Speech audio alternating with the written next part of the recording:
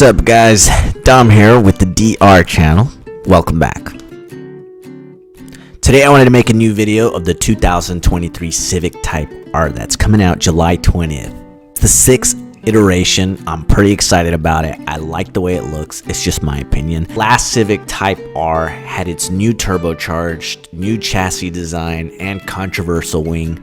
I wasn't a big fan of it, but let's move forward. What we know so far about the new 2023 Civic Type R is it comes with a 2.0 liter inline 4-cylinder turbocharged motor. We know that it's possibly pushing 306 horsepower and 290 foot-pounds of torque. Car and driver stated it might exceed the previous horsepower, around 310 to 312 horsepower, but we don't know for sure yet. Obviously, it comes standard with a 6-speed manual transmission as it's a Type R. Car and driver stated that it's using the new chassis off the 2022 Civic.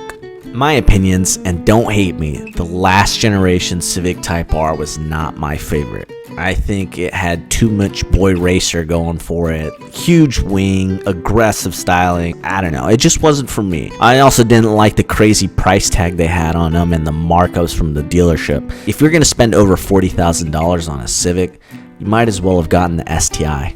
Again, my opinion is this year so far, based on what Honda and all other journalists have been sending us pictures on, I like the new style. The 2023 Civic Type R seems a little bit more subtle. It's kind of clean. It doesn't have a crazy wing like it did before. I think it looks more like an Audi A5 hatchback from Europe. It's a little bit more aggressive styling.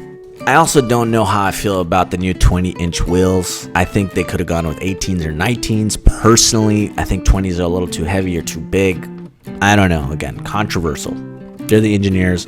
I'm not. Also announced dual axis front suspension. Should suppress torque steering, which should help out with that 300 plus horsepower. I guess that's kind of a win for front wheel drive. In conclusion, personally, the new wing, the new style, new look is a little bit more mature. I think if it stays at a $40K price tag, it's not a bad buy. Just don't know if these dealerships are going to mark it up or what's going to happen with a lot of the features that are going to be available. Of course, they have a limited slip differential. Now they have collision control, all sorts of technology that's going to be thrown into this car. And I really don't know how that's going to affect the handling. So anyway, that's my video for today. Thanks, guys. Like, subscribe, comment.